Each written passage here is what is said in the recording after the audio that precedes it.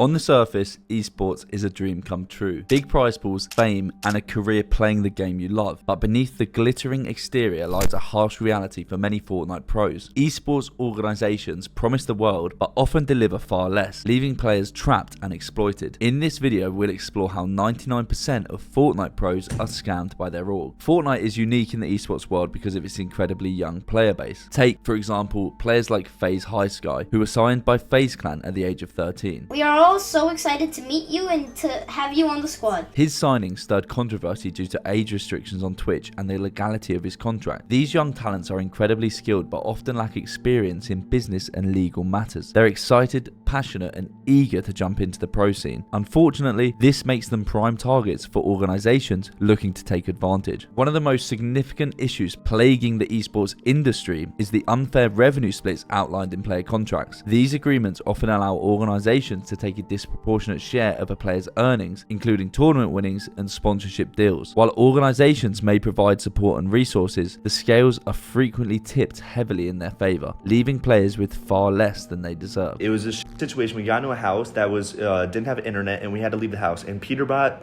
was crazy. Peterbot was like, we gotta leave. He's crying. You know how Peterbot is. In order to convey this better, let's use an example. Let's say a prominent Fortnite player, who we'll refer to as player A, signed with a mid-tier organization early in his career. The contract stipulated that the organization would take 60% of all tournament winnings and 50% of his streaming revenue. Initially, player A thought this was standard practice. However, after winning a significant tournament and earning $100,000, he realizes he will only take home 40 grand before taxes. Meanwhile, the organization, which provides minimal support beyond the initial contract signing, pockets $60,000. However, this isn't limited to just high-tier players. For a lot of entry-level semi-pros, these contracts, although with much less professionalism, still operate in similar ways. Let's say a group of semi-professional Fortnite players joined an organization that offered them exposure and training facilities. The contract includes a clause where the organization would take 50% of all collective earnings. Over time, the players noticed that their individual contributions were not being fairly compensated, especially since the organization's support were inconsistent. Their attempts to renegotiate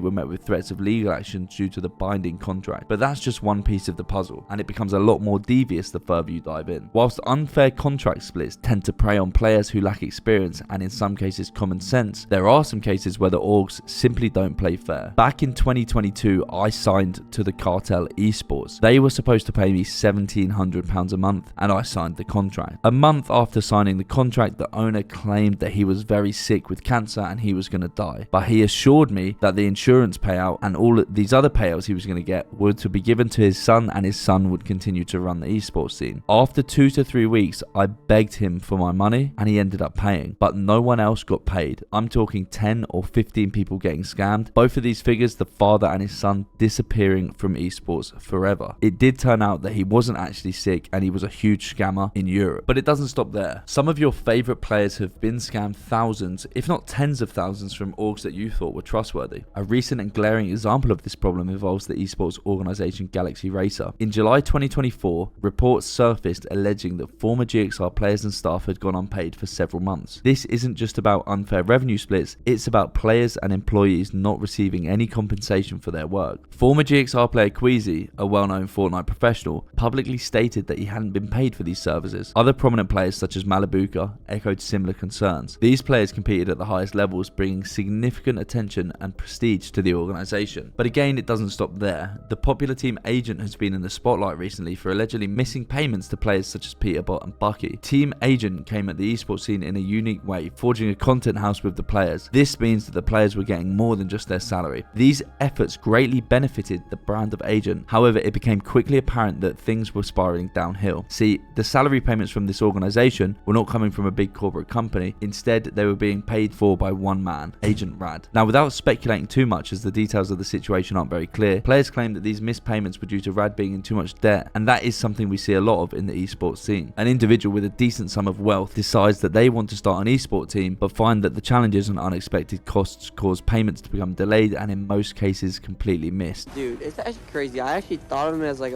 another father at a point, bro. Dude, chat.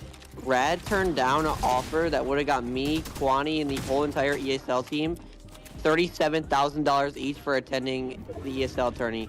Rad ruined our chance of getting $37,000 each just because he wanted to screw us over. I actually had an interaction with an individual looking to start an organisation last year, and you'll find what he said shocking. I could probably afford like most players, but people just don't want to join my team because it's so small. Yeah, but there's also like money issues, like if you don't pay up and shit. I would struggle to believe 60k every single month continuously, because that's just not happening in the business. You know, it's always ups and downs. Can you show me bank statement, Croft, or not? I don't feel comfortable doing that, can't lie. Say again, sorry? I don't feel comfortable doing that right now. Comfortable? Nah, it's just like, just personal, like. Send me a photo of your bank statement getting 60k a month. Bro, you told me last week you couldn't pay me because you didn't have money coming in for like a week. Is Where that is not it true? But if you're making 60k a month, surely you're able to pay 200. Bro, all I'm gonna say is, bro, the reason I didn't pay is because it's not worth it. No, but it's about. I don't care about that anymore. But you're just lying to everyone. I'm not, I can't lie. Yeah, I know you paid just me said before. you I'm didn't not pay him, so bothered it's about not all that, worth but you're it. just lying about the 60k. Bro, I have Discord. Just don't make me show it and just be honest. Mate, I've got a quick question. I've reverse image searched the screenshot you just sent me, and I found it on Google. The screenshot of all the Bitcoin you just sent me, I just put it straight into Google and searched it, and there's a similar image with exactly the same price. No, go and show us then. But this is what he sent me. This photo here, and then this photo here is the same one. Bro, just be honest, boy. Come on now. So I have like less than 10. 10k a month. No, like Total. 5k a month, less than that. Still alright though. No, it's fine. Yeah, it's still alright. Mate, 4k a month is better than like 90% Yeah. of people your age. Like, But why do you tell Could be people? worse. Why do you tell people you're on 60k a month? What's your work? What work do you do? Just like selling shit, bro. That's all I do. Selling shoes, bro. You know? Can you send me a photo of shoes you recently sold? Just remember, you can't get this photo off of Google, bud, because I'll find it. Go on, get your camera roll up right now. Send me one on Discord. Like, you ain't got one photo, one screenshot, nothing. All right, so you don't sell shoes, right? We got that. Right. Jesus. What do you sell, mate? Yeah. What are you selling, bud? Me and Dion are trying to buy what you're selling. We just don't know what you're selling. Crofty, tell us where you work. Absolute honesty, right now. Ready? Tell us where you work. I send it to your DMs. Just don't say it loud, 'cause it's a pretty shit job, I can't lie. Just say it out loud. Say it out loud. He's a plumber.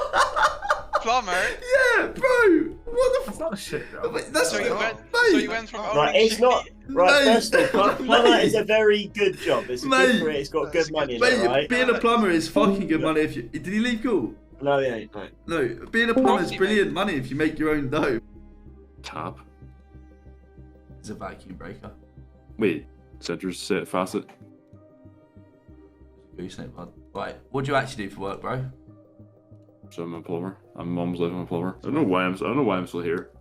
I guess just like close the team down right now. Like, just genuine advice, mate, because you do seem like a nice guy, right? Just whatever you do next, just start with honesty, mate. Just be honest. It will never work out anything, whatever you do, based on a lie. Mate, do you know how honest Yeah. I am? Like, I don't think I've ever told a lie. This has been going on for far too long. 3 or 4 years ago, the popular esports team Stride Supremacy, created by a lad who used to play his guitar and post it on Twitter, convinced Kura, a top Fortnite player at the time, to quit his job bricklaying and at college to go full-time Fortnite. He came offering a huge salary to lots of players, including Kura and all his friends, and wanted to build a serious esports team. It seemed good until like a week ago or something, when I've been there for like almost a month, and then Josh, he wanted his, like, he spent like a lot of money on Christmas stuff, and he asked if he could get his money a little bit early, but he said no. So he's like, okay, fine, then I'm just gonna get it when I'm supposed to. That's where I was like, when he said he was already a couple of days late, I was like, GG's. As much as, you know, the people who helped you out with getting to Stride are nice people, and I'm sure none of them could have imagined it turning out like this, but as much as they're the Fortnite agents and the Fortnite managers, we got to start taking things to real life lawyers, and we got to start, you know, pushing even further, because this isn't the first time this kind of thing has happened, right? After Kura left college and quit bricklaying to go full-time, he realised 2 months later that he wasn't getting paid, and he'd pretty much lost everything. So what have we learned? Esports holds incredible potential. It has the power to transform lives, to bring people together across continents, and to redefine what it means to be an athlete in the digital age. But for this potential to be fully realised, awareness is crucial. To all aspiring esports professionals, be vigilant. Educate yourselves on the intricacies of contracts, seek counsel, and never underestimate underestimate the value of your worth. The allure of immediate success should never overshadow the importance of your rights, well-being, and future.